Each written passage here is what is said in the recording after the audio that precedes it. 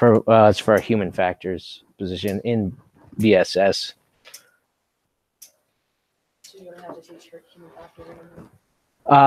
I wouldn't say I don't have to, but I don't get to. No. Huh? Was he accepted? Well, I don't know. Oops. Sorry.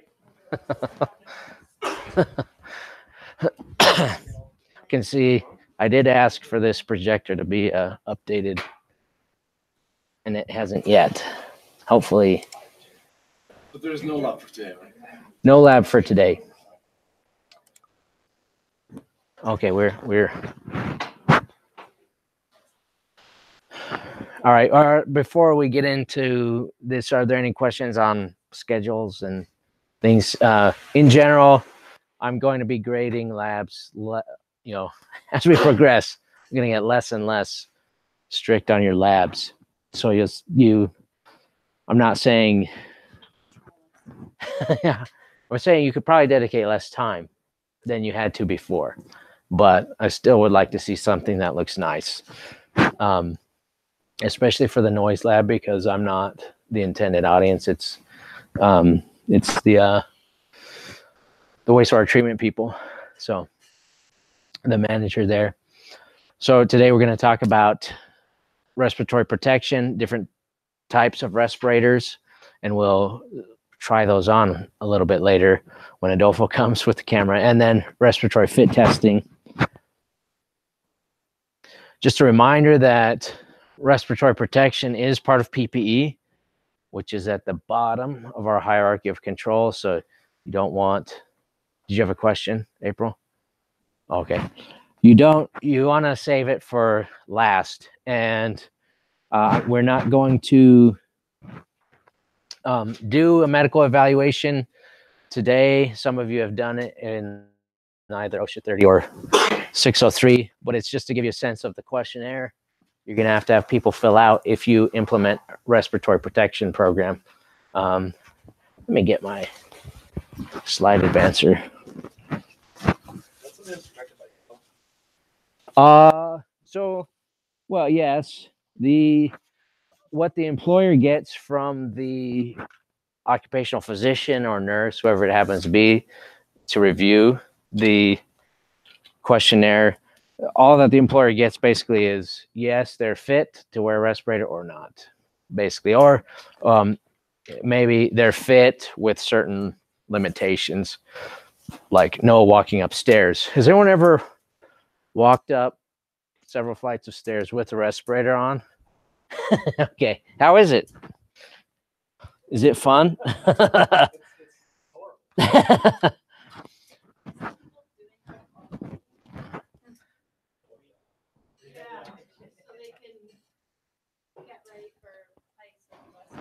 You would develop more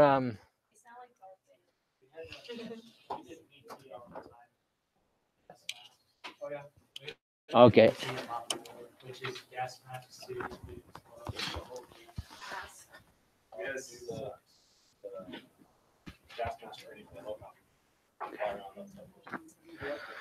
So you do have to have a certain level of physical fitness to wear a respirator and do your job.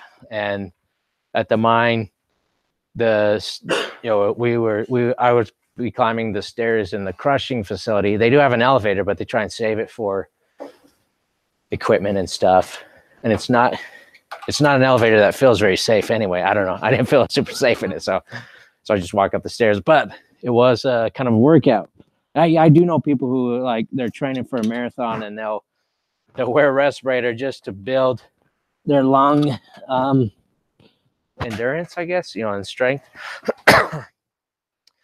So this isn't that's an example of a questionnaire that OSHA provides. But respiratory protection, the idea I want to convey is it's more than just buying one of these from Home Depot and handing it out to people. It's not that simple, unfortunately. It's more than that. There's also fit testing, which we'll talk about. This is a little decision tree. We won't get into that. But every respirator except one type requires fit testing, and if you're going to fit test, you've got to have, can stand over here, you've got to have a clean shaven face, or almost. You know, some guys, they shave and 30 minutes later they've got their 5 o'clock shadow. You know, I'm not like, I wish I was like that in some ways, because I can't grow this, but it doesn't look that good. But anyway, so that can be a challenge, is making sure people are clean shaven. That's another headache for you as the, you know, health and safety. So OSHA, it's required by law. So yeah. Like a religious thing. Well, then they're gonna have to wear, talk about, or they're gonna have to do a different job, or I mean, the preferred approach would be to control out the hazards so that no one has to wear a respirator, but that's not always possible. But is that only during the fit test, or that's while you're using the respirator? It's while you're using it, yeah, and the fit test. Some airlines, they don't require the pilots to shave their beards. Some airlines, especially in the Middle East. That's like a Yeah, I don't. It's a donation. Yeah, it's a, So I'm not familiar with that, but I mean, it is a little bit different situation. I think you're just ensuring that oxygen is, you're just delivering oxygen, right? Yeah. So it may be, I mean, if some oxygen leaks, that's okay. But with this, because filter. yeah, you're protecting against contaminants in the air, in the environment, then you don't want any leakage, because then that means you're breathing it. You also have to consider the scar too, right? If there's a big scar, that's okay. The what? Scar on your face. Yeah. Oh, yeah. So yeah. So speaking of anthropometry, I don't know if I'm saying that exactly right, but you know, measuring people. These the companies that design these try to design the face piece shape for like 95% of the population, but that doesn't mean it's going to fit everyone at your, you know, that you may have workers who are on either side, and face shapes, I don't know, but I imagine there's a little bit more complexity than like heights, for example. You know, heights are in a nice bell curve distribution. Face shapes, I don't know.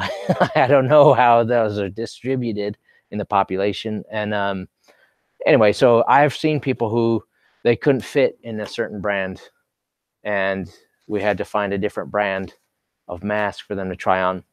It gets tricky. It also gets tricky with people who are, you know, either really small or really large. It gets harder. Also, I think, now I don't know about now, but generally these are designed with men in mind, and so it gets harder to fit women sometimes. So it's what I'm saying is, respiratory protection of this form, PPE, is not ideal, and you're going to have things you got to work through if you have to use it. So we're going to talk about these values here. These are assigned protection factors. We'll get into the details of those in a minute. Many of you have seen these. What's this one? So it is a half mask. I usually refer to it as an N95, but it is a half mask. It's for particulates only. And 95 refers to the percentage of particulates of a certain size that it will filter out. So I believe this is for respirable.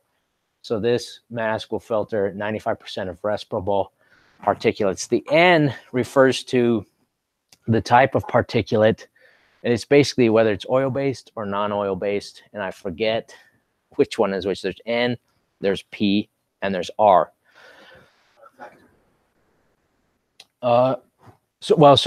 The sign protection factor here is 10. What that means is you can wear this mask in an environment that has a concentration an environmental ambient concentration that is 10 times the PEL. If you're pushing it all the way up to the PEL, if that's your line, which I'd suggest not using the PEL, if you could refer to the TLV instead. But so 10 times the TLV, for example, you can wear it in that, but above that, it's not going to filter enough to protect you and bring the inside concentration below the TLV. Oops. So these two are basically the same. There's just one difference, but what would you call these at the top? A half mask. And this one is disposable. This one is reusable. I would recommend just using the reusable ones, getting those, unless, I don't know, unless maybe it's slightly cheaper. It's probably slightly cheaper to buy this and like a week's worth of work just beats it up so much that you can't use it anymore anyway. I don't know. Reusable is what I'm familiar with and what I'd recommend, but I have seen the disposable ones. What that means is you throw the whole respirator away when you're done rather than just the cartridges here like this one.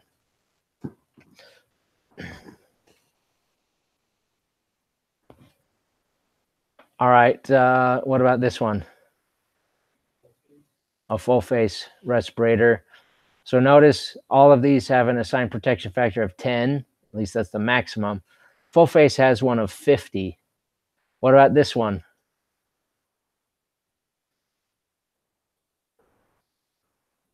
So the difference between these two really, I mean, they do look different, but it is this piece right here.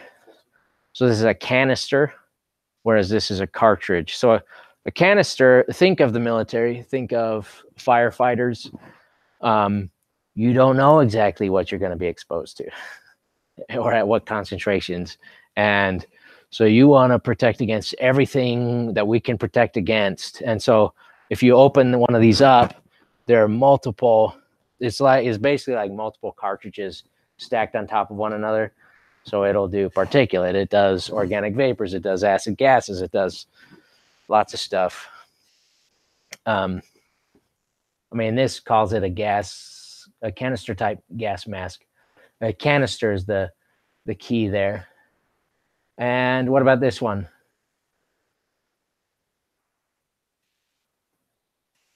So it's a powered air purifying respirator, or PAPR. So before we move on, all of these are considered air purifying respirators, meaning they'll remove and filter out contaminants from the ambient air. But if you have an oxygen level that's below 19.5%, it doesn't really do much for you. It doesn't give you oxygen. So you may filter out toxic contaminants, but you may still pass out and die from from not having enough oxygen. So so that's a key distinction between these types. So the other two over here,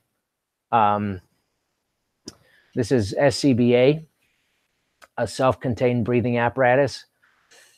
So notice the assigned protection factors, and the ones I've included are the maximum.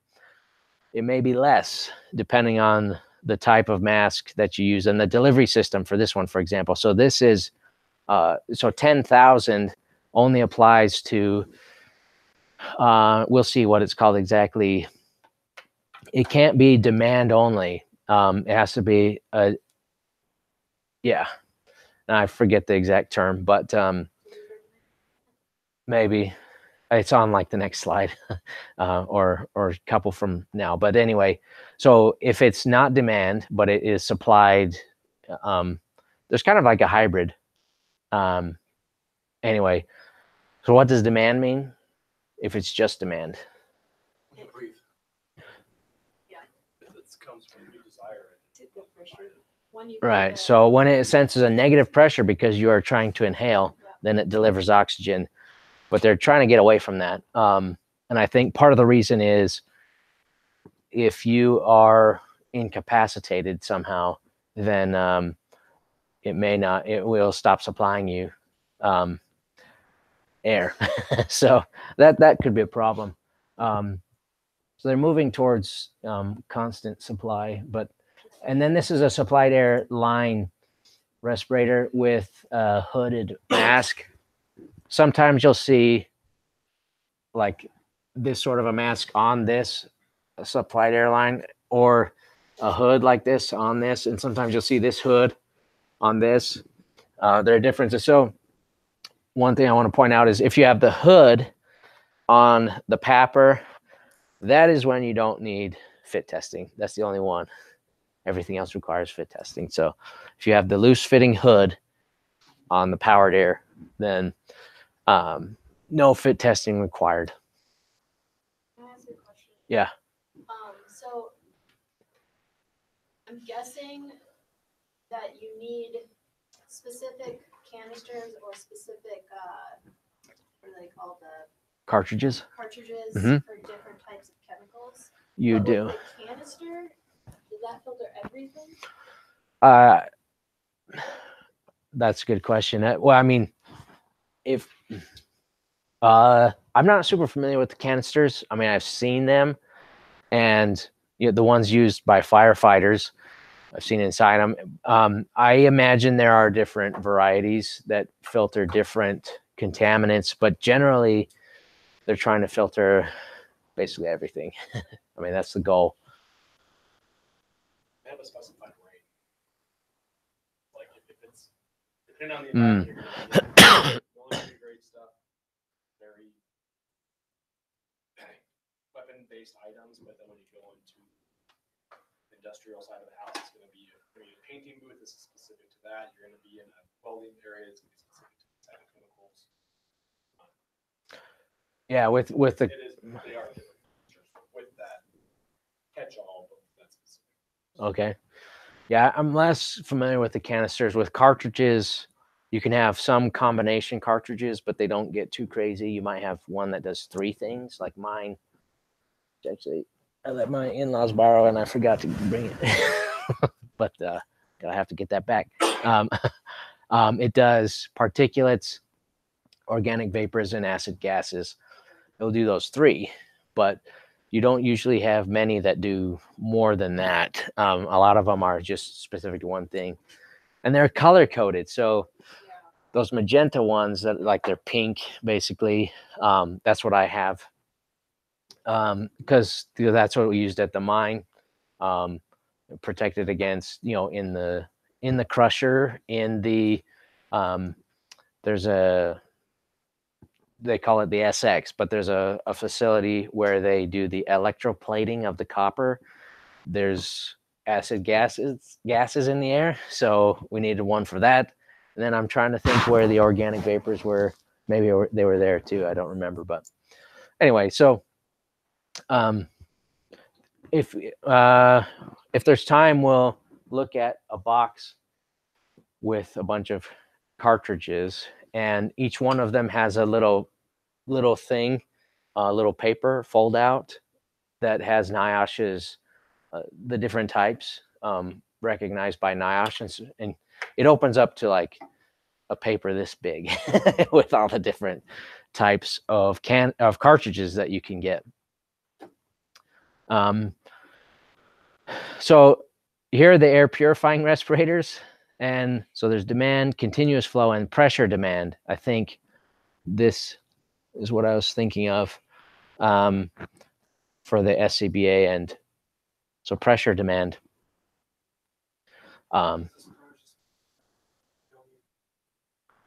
Where? Yes. So that's starred because it is the only one that does not require fit testing. So it is the PAPR with the loose fitting hood. Everything else will need to be fit tested. I have never seen a quarter mask, and I'm not totally sure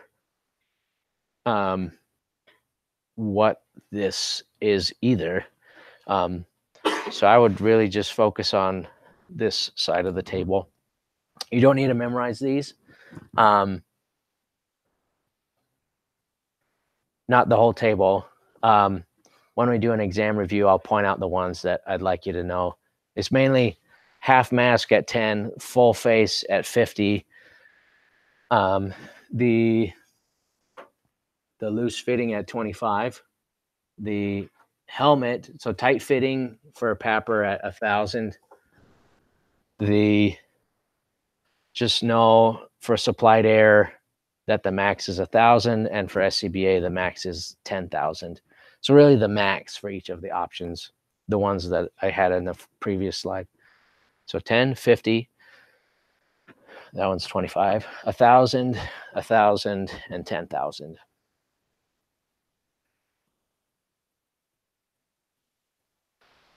A little bit of math that we're going to go over. This one is really simple. So MUC is the maximum use concentration. If you have a respirator, for example, if you have a, let's go with the full face. How about that?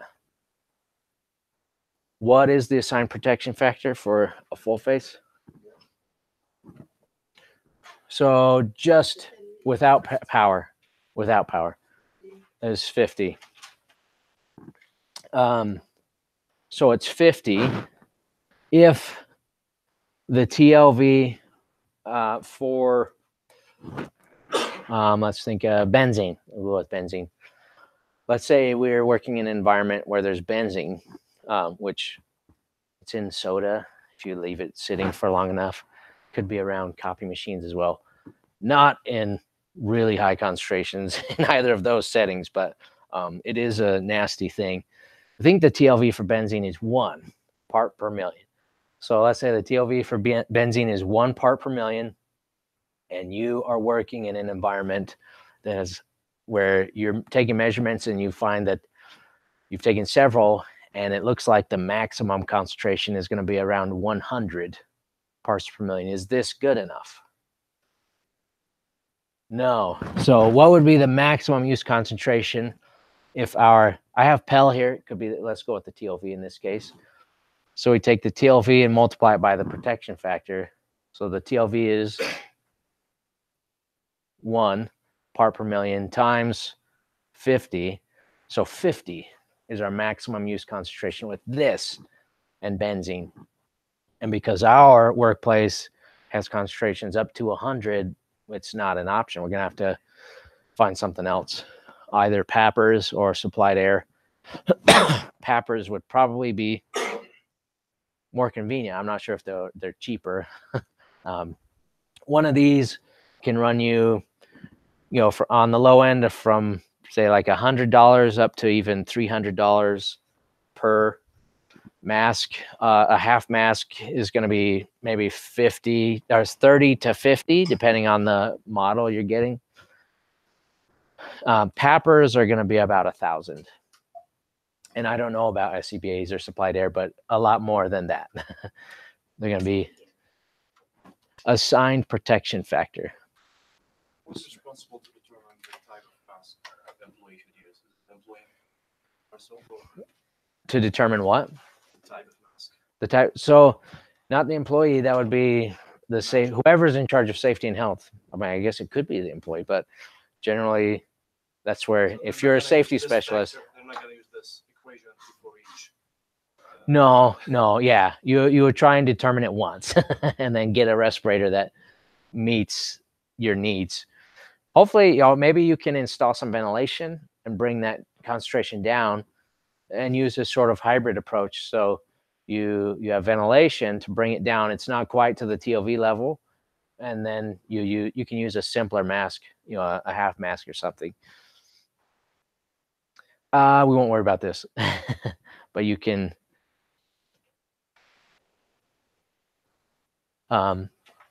I'll give you some practice problems with that, but you see it's pretty straightforward and easy there. Qualitative fit testing. We have one that will get out later when Adolfo's here. But for anyone who watched the video with the reading quiz, I forget if the part I had you watch has this in it. It did? What is it? The hood for the qualitative fit testing. Basically, you spray either a bitter or a sweet solution in someone's face until they can taste it. Yeah, saccharin or Bitrex. Hopefully you have saccharin and not the bitter. But anyway, huh? Oh, on the in the military, yeah. That what? You guys, well, yeah. Don't you like? I'll go into a room and they'll. Confidence chamber? Build confidence in your. See, so this is generally considered a subjective test, but in that it's a little less subjective because there are signs that is fitting or not. But yeah.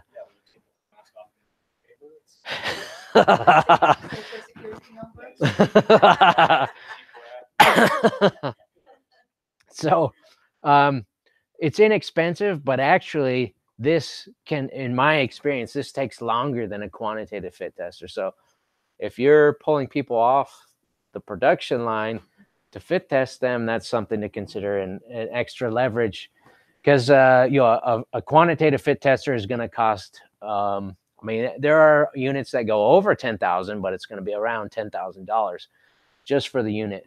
Well, you'll just have one unit, but maybe depending on how many fit tests you're doing.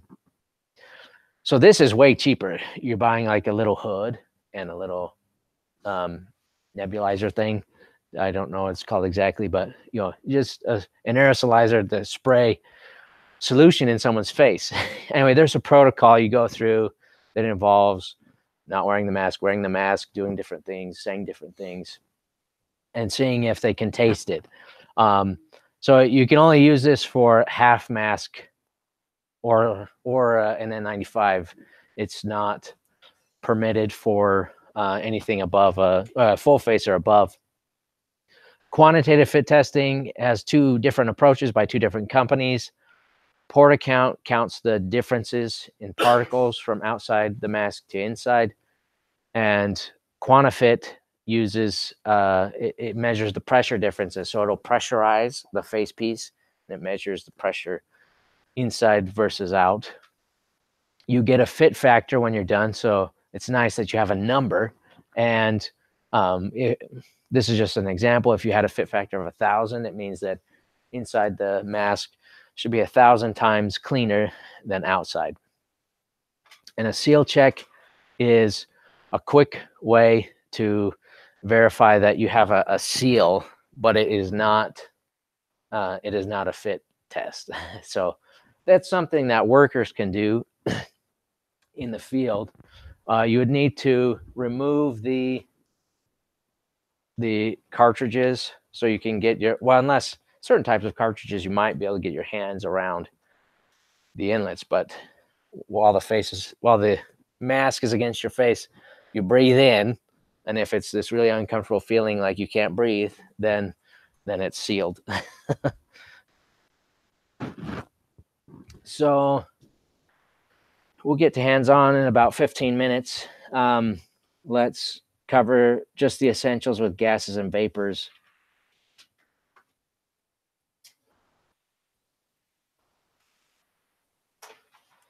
Maybe. I think this computer is like, okay.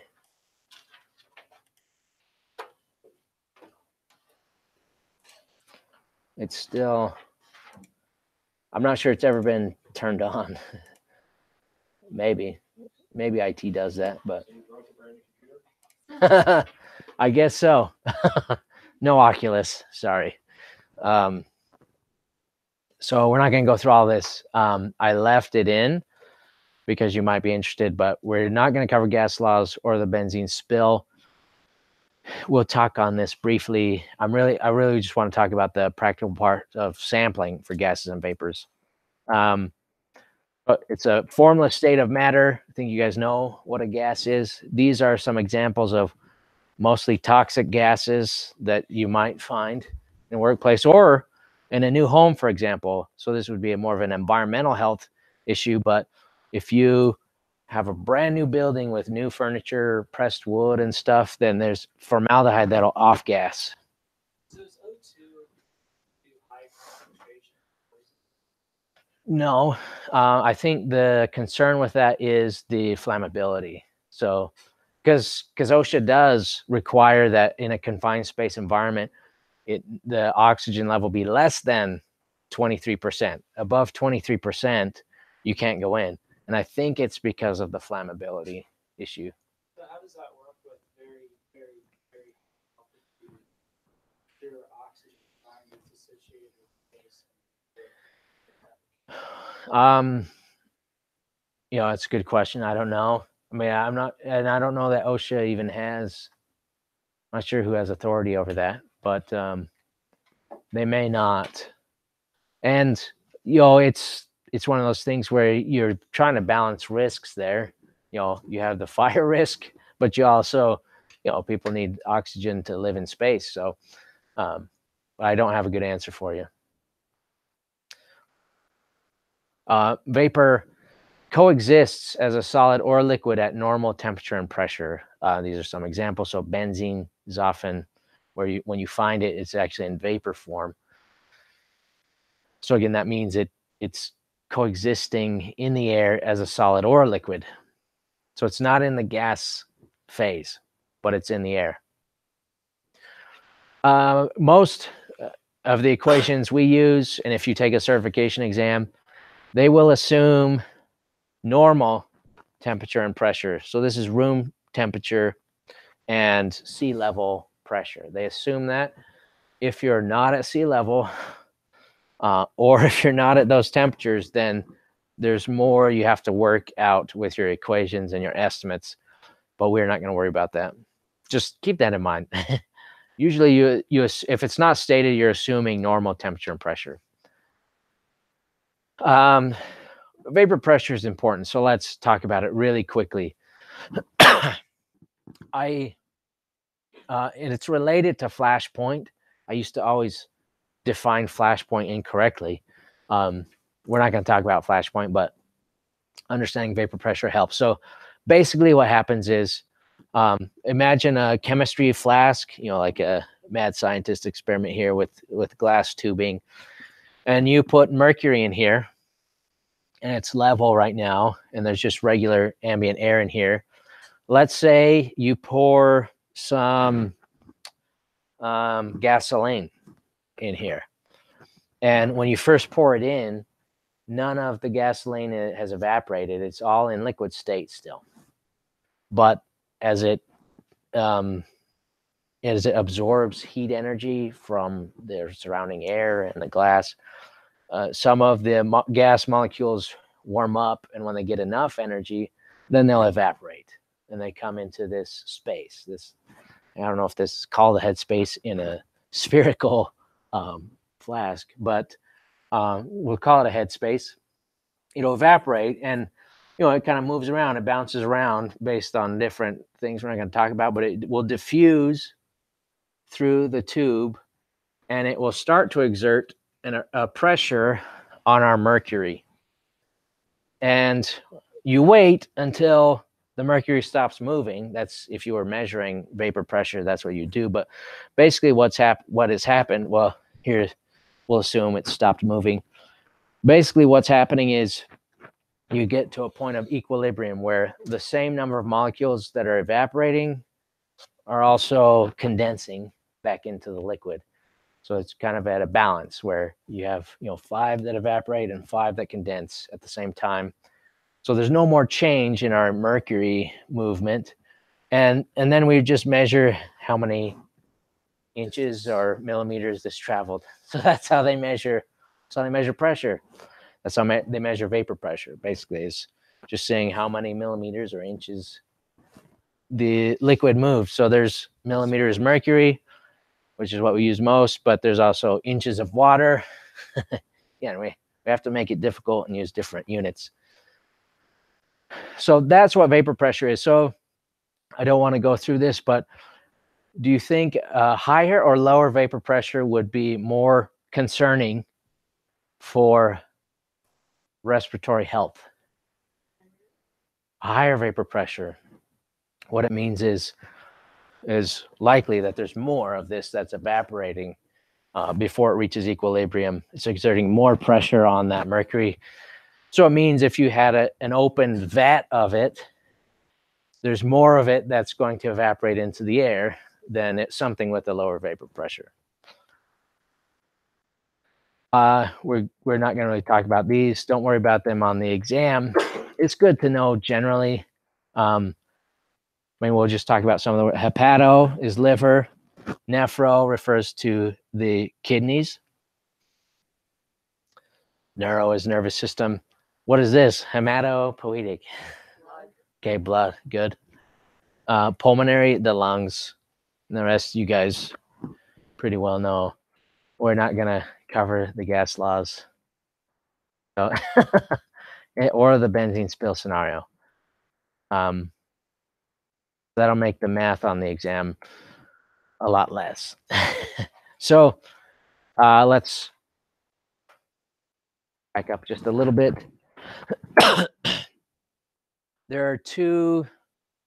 Okay, back up even more. Okay. There's absorptive methods and adsorptive methods. So ab, as in Bravo, uses a liquid for the sampling medium. The way I think of them is think of like an amoeba, or I don't know, your white blood cells, how they kind of like engulf, they'll engulf something and it's like inside them. That absorbs with a B, Bravo. That absorbs it. Or the example I was told was if a clown eats a pie, the clown has absorbed the pie because it's inside. Adsorption, as in D delta, it's where it's bound to the surface of the medium, and it's usually a solid medium. We're not talking about liquid medium, solid medium. This is the one that we use most often, so this is one you should pay attention to the most. It's just helpful to think of the other as a contrast. So this is with the example I was given. If you throw a pie in the face of the clown, the pie has adsorbed the pie. It's because it's on the surface. It's not ingested inside. So most, absorptive with a B, Bravo, is mostly the old school method. So we'll talk about impingers real quick. This is how most sampling used to be done. There are still contaminants where we have to use this, but not as much anymore. Your pump would be connected to this part, and the air from the environment would travel down this tube into water or some other liquid medium in here, and it would bubble through it and then go to your pump out this outlet here. And whatever the contaminants were would be absorbed in the water, and then you send the water to the lab to be analyzed. We don't do it that way anymore. We use adsorptive methods where molecules stick or adhere to the surface of the medium. It's a lot more stable. It's a lot easier to work with because you don't have liquid. You have to keep, if your impinger falls over, then your sample is ruined. One key thing here is it can be affected by high humidity and high temperature and subject to overload or breakthrough. And we're going to talk about that. This is what they look like. If we had more time, I'd pull some of the ones we have out just to look at them. They're nothing too fancy. It's a glass tube with, for example, activated charcoal inside.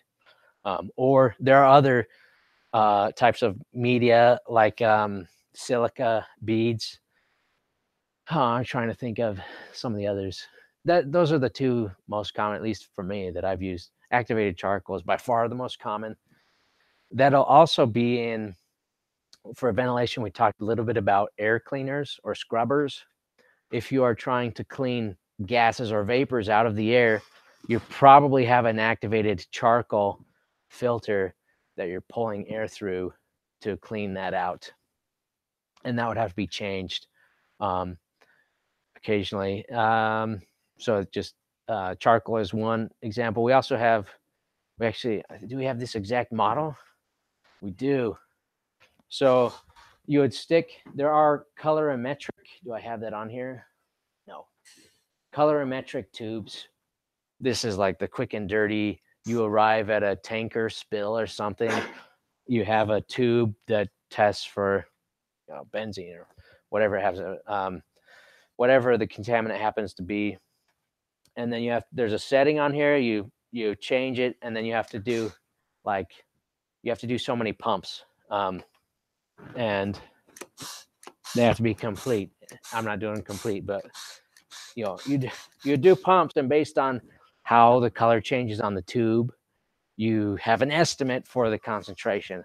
Again, it's a quick and dirty way. It's always nice to have cool toys that measure it for real and give you a number. Breakthrough. So this is the concept I want you to understand here, is with most sorbent tubes, you'll have two sections in the tube. Your normal section that you measure, the front section, and then a back section. So it's the same media in A and B here, the same thing. Let's say charcoal.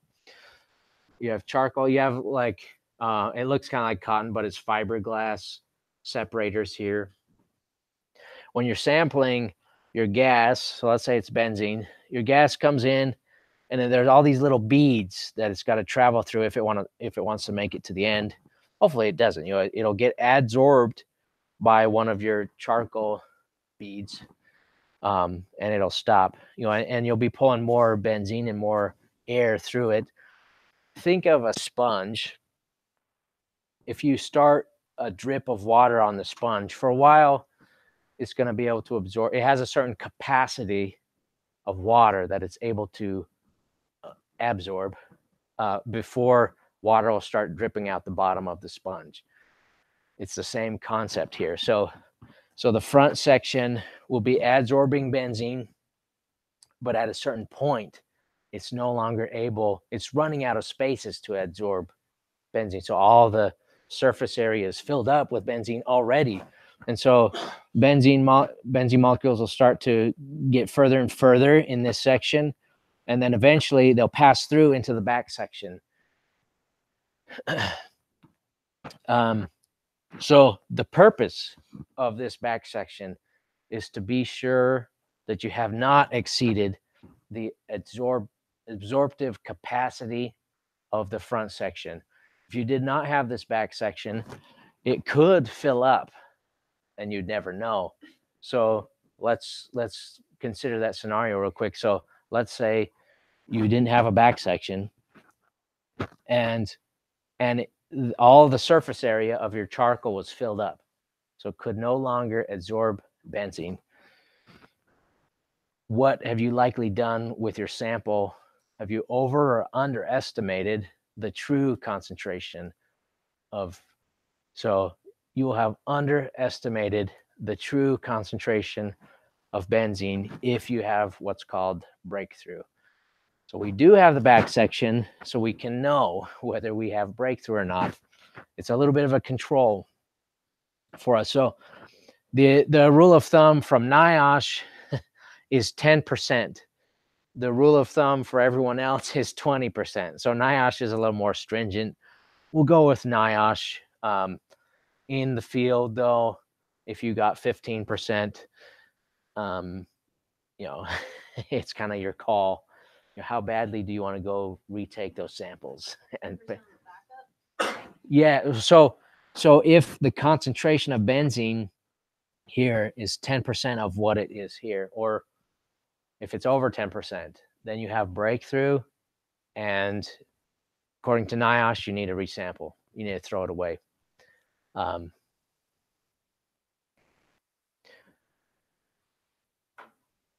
that make sense?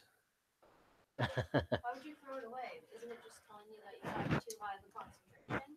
What it's telling you is that there was benzene that should have adsorbed in here, but because all the surface area of the charcoal was taken up, it went ahead and it passed through. So you're pumping air, but you're no longer sampling benzene, and that's going to underestimate what the amount of benzene that is really there, because you have benzene that's escaping, basically is what's happening. You have if you're trying to, if you had the sponge and you're trying to measure how much water and it starts dripping on the bottom, you're gonna, you had water that escaped if you were to like say weigh your sponge before and after. So in that case, assuming that you're doing benzene, you then either reduce your sampling time or reduce your airflow so that you can get an appropriate. Yes. So you wanna avoid breakthrough. So you have a little bit to play with. If you have a range of flow rates, you could choose to use a lower flow rate. If you have, and you may have to, hopefully you're still in your volume range. So you kind of have to adjust, but yes, you can. So you could adjust the flow rate lower, so you're going to get a lower volume, or you could sample for a shorter amount of time. You're also going to get a lower volume, but hopefully you avoid breakthrough. You want a number that you can use, even if it's not for 8 hours, or it's not at the middle flow rate, or the high end of the volume range. Yeah. So that's what you would do, is reduce the volume somehow, either by reducing the time or reducing the flow rate. You're saying if it's more than 10% on the B side, that's it. Toss it, like discard it. I mean, you can know that the true concentration is higher than this number, but you don't know how much higher. So it's kind of like with the blanks from before, except in the opposite direction. With the blanks, you know that because it was contaminated, well, it's somewhere, it's here or lower than whatever the number says. But with breakthrough, well, it's here or it's higher than this number. And that's a problem, because you can't really say with confidence, yes, we're under the TLV, even if the number is, there was some benzene that leaked through, and I don't know what it really. Know if it's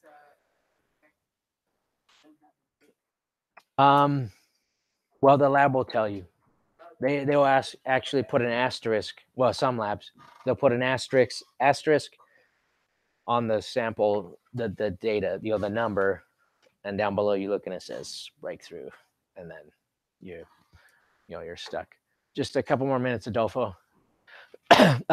These are becoming more popular. They don't really look like this, but a passive sampler, it's really the ones I've used, are just a little badge. So instead of having a pump with a tube and then your glass tube, it's a little badge. You don't have to calibrate it. You just, when you're ready to sample, you open it, pin it on the person. There are a couple things you have to keep in mind. You don't want the badge to turn so it's like facing their shirt. Guess it's not going to sample properly. Also, if they're sitting still in a room that has stagnant air, it's not going to sample. There's a certain amount of air movement that needs to be present. I believe 25 feet per minute. So the velocity. So if they're walking around and moving, then this is fine. And actually, I'd recommend use the passive samplers as much as you can, because they're so much easier, and sometimes they have fewer limitations. Is that like the same concept of the little badges where to like calculate how much radiation? Well, The CO2. I mean, it's basically the same idea, but it is absorbing radiation in a different method. But it's just as easy as that. Oops.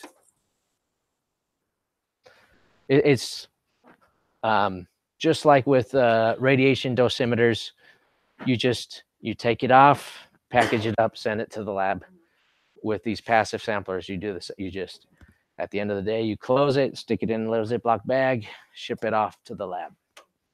So those are some of the nice examples of easy sampling.